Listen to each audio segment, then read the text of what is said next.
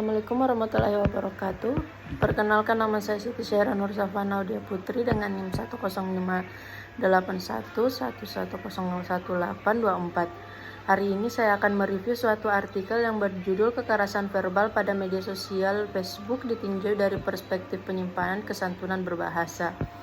Kekerasan verbal di media sosial semakin menjadi sorotan di era digital ini, terutama di platform Facebook yang sering menjadi ruang publik untuk bertukar opini.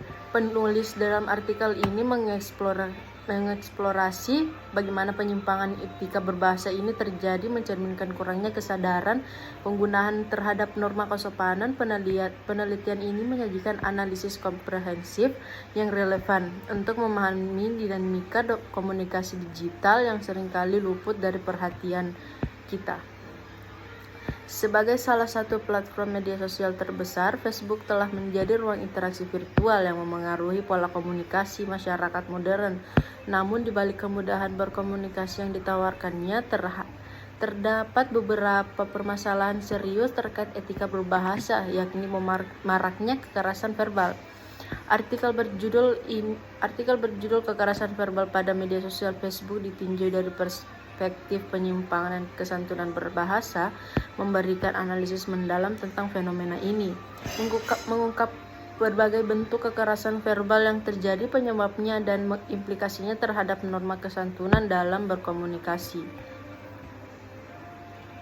Artikel ini menyoroti masalah etika berbahasa di media sosial yang kerap diabaikan, khususnya pada platform Facebook.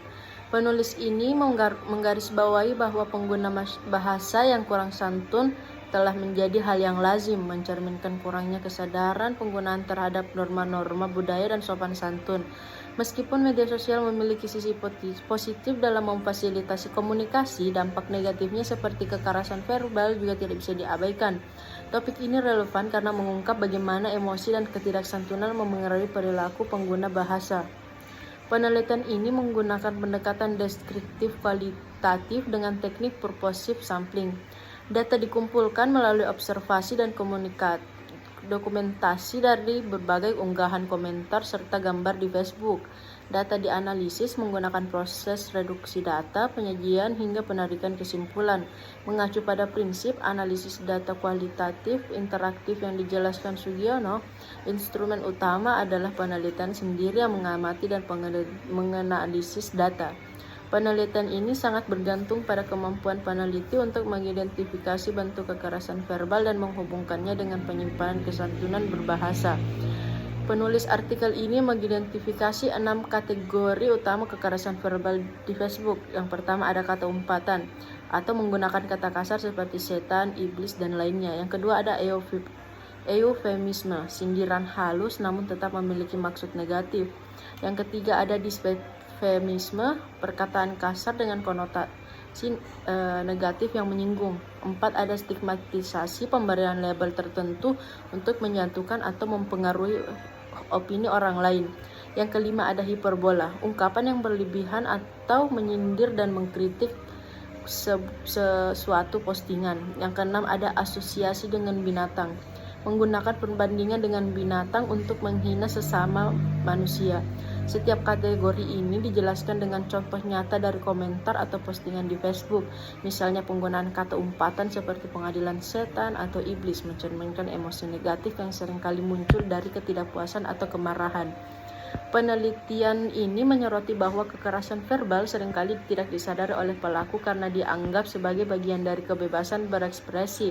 Namun tindakan tersebut melanggar prinsip kesantunan berbahasa seperti maksim pujian, kearifan, dan kesepakatan. Ketidaksantunan berbahasa ini tidak hanya mencerminkan emosi sesaat, tetapi juga menunjukkan kurangnya kesadaran terhadap dampak negatif baik secara sosial maupun psikologis. Penelitian ini menyimpulkan bahwa kekerasan verbal di Facebook sangat bervariasi, seringkali didorong oleh emosi dan mencerminkan penyimpangan terhadap prinsip kesantunan berbahasa.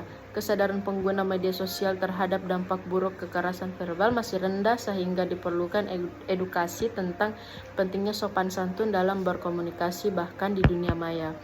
Adapun kelebihan dari artikel ini, yang pertama itu relevansi topik. Topik ini sangat relevan dengan situasi digital saat ini di mana media sosial menjadi ruang publik utama. Yang kedua ada pendekatan metodologi. Penggunaan data kualitatif memungkinkan peneliti menggali lebih dalam tentang perilaku pengguna Facebook. Yang ketiga ada contoh konkret. Penulis memberikan contoh nyata dari media sosial yang memperkuat analisisnya. Adapun kekurangan dalam artikel ini yaitu keterbatasan sampel. Sampel yang diambil secara purposif mungkin kurang mewakili keragaman perilaku pengguna Facebook. Yang kedua ada konteks budaya. Penelitian ini berfokus hanya pada norma budaya Indonesia, sehingga hasilnya mungkin akan kurang relevan untuk konteks global di luar dari budaya Indonesia kita. Yang ketiga ada solusi praktis. Artikel ini kurang menekankan pada solusi konkret untuk mengatasi kekerasan verbal di media sosial. Artikel ini memberikan wawasan berharga tentang perilaku bahasa di era digital, namun perlu penguatan pada aspek implementasi solusi agar lebih aplikatif. Sekian dari saya dalam mereview sebuah artikel ini. Jika ada yang kurang mohon dimaafkan. Wassalamualaikum warahmatullahi wabarakatuh.